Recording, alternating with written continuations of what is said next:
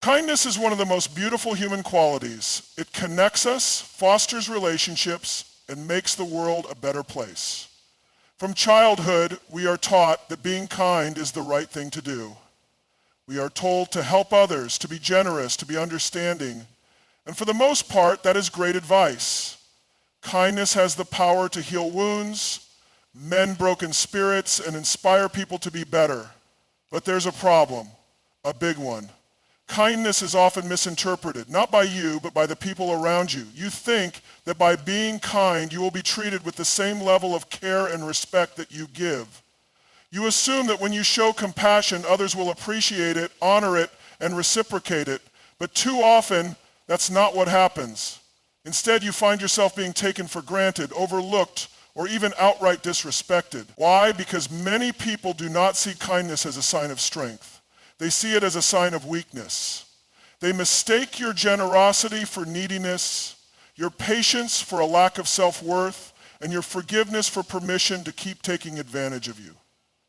Think about it. Have you ever noticed how people respect those who are firm, decisive, and sometimes even a little distant? Have you ever wondered why someone who is tough and unyielding commands more attention than someone who is kind and accommodating? It's because people instinctively value what they believe is rare, what they perceive as having high standards. When you are always available, always giving, always willing to put yourself last, you unintentionally send a message, I don't require much in return, and when people believe that, they stop respecting you. Here's the hard truth. People don't respect what they don't have to earn. If you're always the one reaching out first, always the one fixing problems, always the one forgiving and excusing bad behavior, people begin to assume that you will always be there no matter how they treat you. They stop appreciating your kindness because to them it's a given.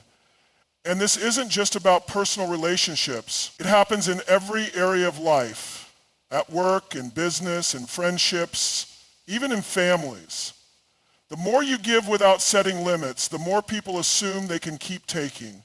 Not because they are bad people, but because human nature tends to value what is scarce and dismiss what is abundant.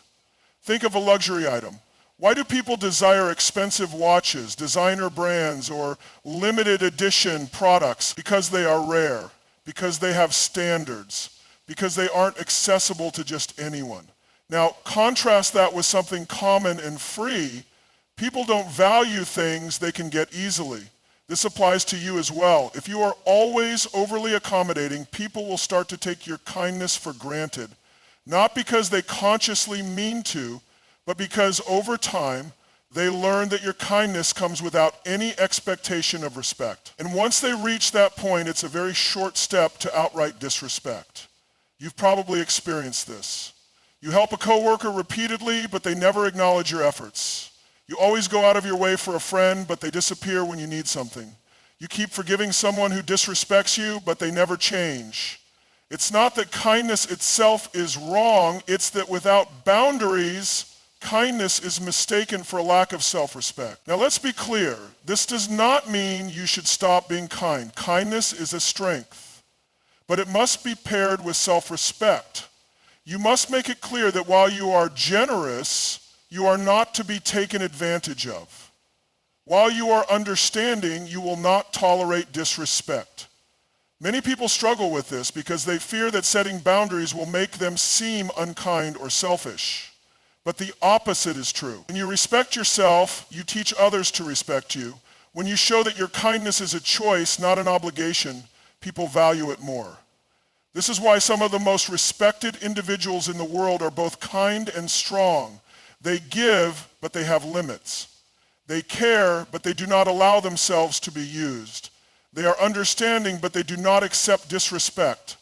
And that's the difference. If you want your kindness to be appreciated rather than exploited, you must ensure that people see it as a gift, not a given. You must make it clear that while you are willing to help, you also expect respect in return. Because the moment people realize that your kindness comes with standards, they will no longer see it as weakness. They will see it as the strength that it truly is. Kindness is a beautiful trait, but without boundaries, it can quickly become a liability. Many people think that being kind means saying yes to everything, always being available, and never pushing back when others overstep. They believe that the more they give, the more they will be appreciated and respected. But in reality, the opposite often happens. When you don't set boundaries, people start assuming that your time, energy, and generosity are unlimited. They stop seeing your kindness as something valuable and begin treating it as something they are entitled to. This is why so many kind-hearted people find themselves feeling drained, unappreciated, and even disrespected. Think about it. Have you ever been in a situation where you felt obligated to say yes even when you didn't want to? Have you ever felt guilty for putting yourself first? Have you ever felt resentment because people kept taking from you without giving anything in return? That's what happens when you lack boundaries. But let's be clear, boundaries are not about pushing people away. They are about teaching people how to treat you. They are about protecting your peace, your energy, and your self-respect. And most importantly, they are about making sure that your kindness is valued, not exploited. One of the biggest misconceptions about boundaries is that they are harsh or selfish. People fear that setting limits will make them seem cold or unkind. But in reality, boundaries are an essential part of healthy relationships. They are what separate people who command respect from those who are taken advantage of. Look at the people who are deeply respected, leaders, mentors, successful individuals. They are often kind, but they also have clear boundaries. They do not allow others to overstep, waste their time, or take them for granted. Their kindness is a choice, not an obligation, and because of that, people respect them. So how do you establish strong boundaries without losing your kindness? The first step is to understand your own worth. You have to believe that your time and energy are valuable. When you truly internalize that, it becomes easier to say no when necessary. You stop feeling guilty for putting yourself first because you recognize that your needs matter just as much as anyone else's. The next step is learning to communicate your boundaries clearly. This doesn't mean you have to be aggressive or rude. In fact, the most effective boundaries are set with calm confidence. Instead of saying, I don't want to do this, try saying, I'm unable to do that right now. Instead of apologizing for saying no, simply state your decision without over-explaining. The less justification you give, the stronger your boundary appears. Another crucial aspect of boundaries is consistency.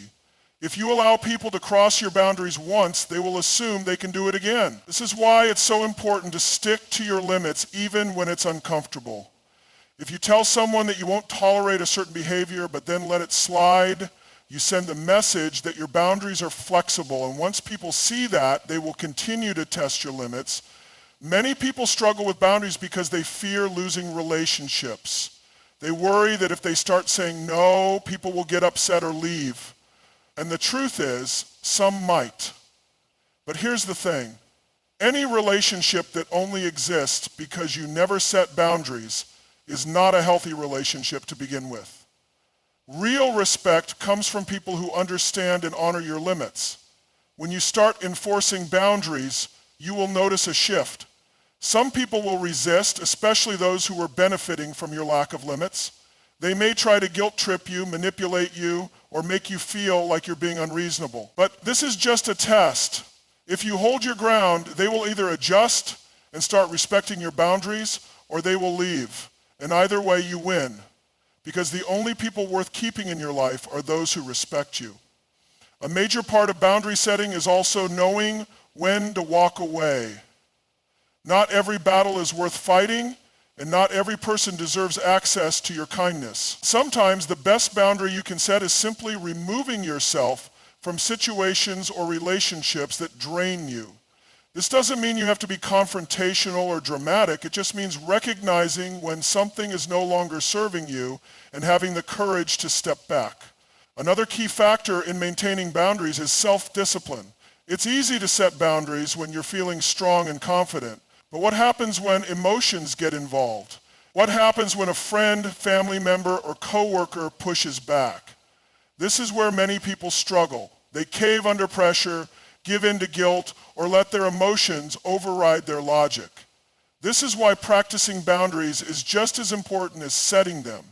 It's a skill that requires repetition and reinforcement. The more you uphold your boundaries, the easier it becomes. Over time, you stop feeling guilty for protecting your energy and start feeling empowered by it. There is also a huge difference between being kind and being overly accommodating. True kindness comes from a place of strength. It is given freely, but not at the expense of your well-being. Over-accommodation, on the other hand, comes from a place of fear. The fear of disappointing others, the fear of rejection, the fear of not being liked. And that fear leads to a cycle of self-sacrifice and resentment. You have to ask yourself, do you want to be liked or do you want to be respected? Because while boundaries may cause some people to pull away, they will also attract the right people. The ones who see your value, appreciate your kindness, and respect your limits. And ultimately, that is what matters most. Many people go through life believing that the best way to be liked, accepted, and respected is to please others. They think that if they say yes often enough, if they accommodate everyone else's needs, if they avoid conflict at all costs, they will be valued. They assume that being agreeable is the key to strong relationships, success, and admiration. But what actually happens? The more you try to please everyone, the less they respect you. The more you prioritize their needs over your own, the more they take you for granted. And the more you make yourself available without limits, the more they expect from you without offering anything in return. This is the harsh reality that many people face. They operate under the belief that kindness and likability will automatically lead to respect. But respect doesn't come from making yourself smaller to accommodate others. It comes from leading, not pleasing. The fundamental difference between a pleaser and a leader is how they approach relationships and interactions. A pleaser focuses on external validation. They say what they think people want to hear. They avoid conflict at all costs, even when it means betraying their own needs. They put other people's feelings ahead of their own, often at the expense of their time, energy, and self-worth. A leader, on the other hand, operates from internal validation. They do what is right, not what is easy. They set standards and expect others to rise to meet them. They are kind, but they do not compromise their self-respect in the process. People follow leaders, but they use pleasers. Think about the most respected individuals in any area of life, whether it's business, sports, personal relationships, or social influence. These people are often kind and charismatic, but they are also decisive. They do not allow others to manipulate them. They do not sacrifice their own needs just to avoid upsetting people. They do not say yes when they really mean no. And because of that, they command respect. So why do so many people fall into the pleaser mindset? It often starts early in life. Many of us are taught that being agreeable is the key to acceptance. We grow up believing that in order to be loved, we must be easy to be around. We must not make waves. We must be accommodating. Over time, this belief becomes ingrained in us. We start associating conflict with rejection and boundaries with selfishness. And so, we become pleasers. We say yes when we want to say no. We tolerate behavior that makes us uncomfortable. We put other people's comfort ahead of our own well-being. We convince ourselves that by doing this, we will earn people's gratitude and appreciation. But instead, we earn their complacency. Once someone sees that you are willing to bend over backward to accommodate them, they assume that's just how you are. They no longer see your kindness as something valuable. They see it as a given. And once that happens, it's a slippery slope to being disrespected. Leaders, on the other hand, do things differently. A leader understands that respect is earned through strength, not submission. They do not feel the need to prove their worth by overgiving or over-explaining.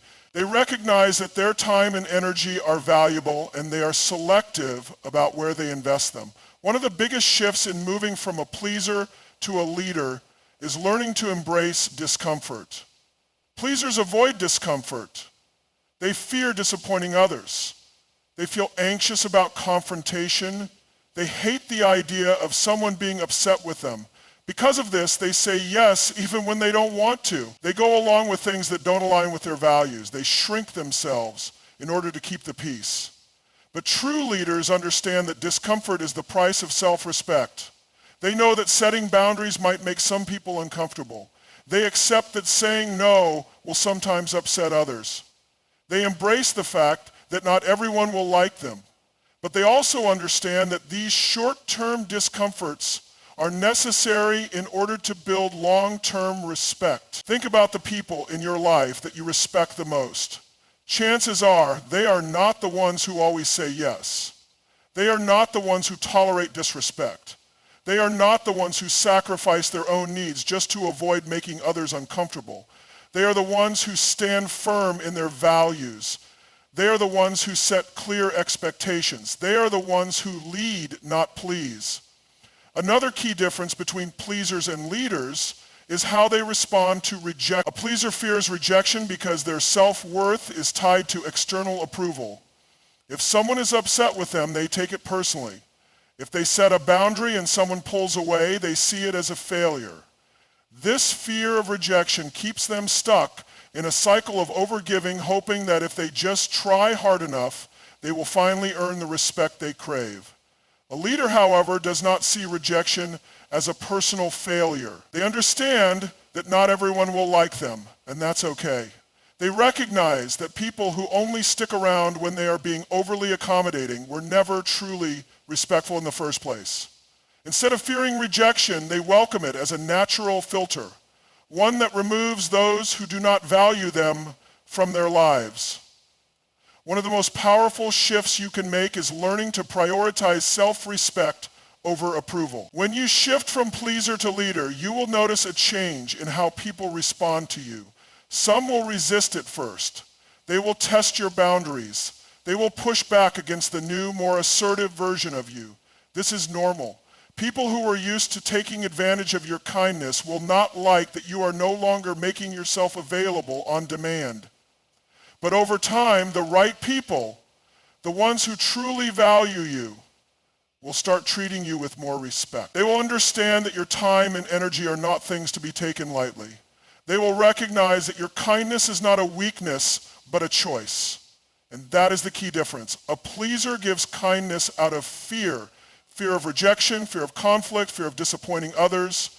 A leader gives kindness from a place of strength because they want to, not because they feel obligated.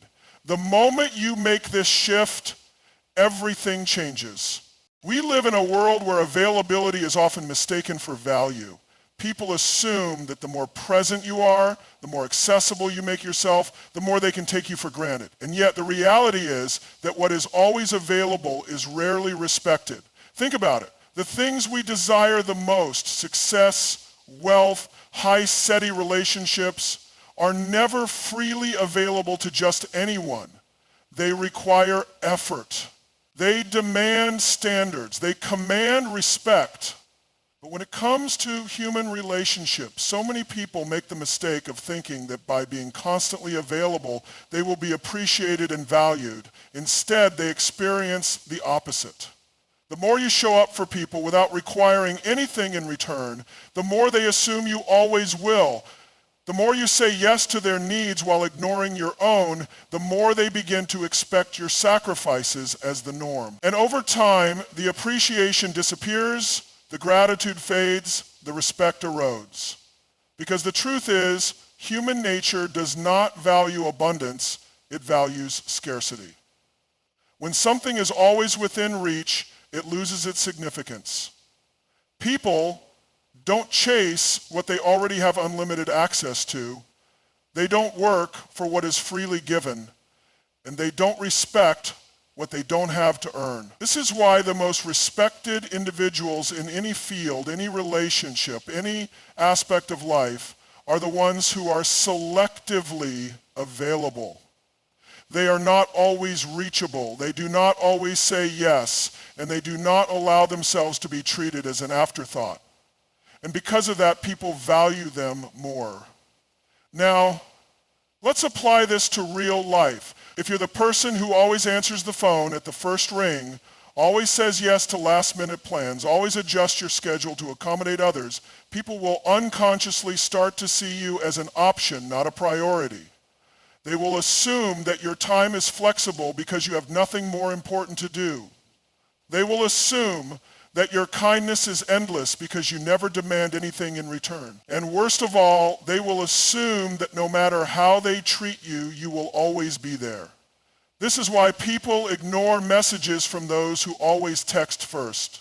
It's why they respect the boss who is hard to reach more than the one who is constantly checking in. It's why they admire those who make them work for attention rather than those who give it away freely. It's not because people are intentionally cruel or manipulative. It's just human psychology. We chase what we fear losing. We value what is rare.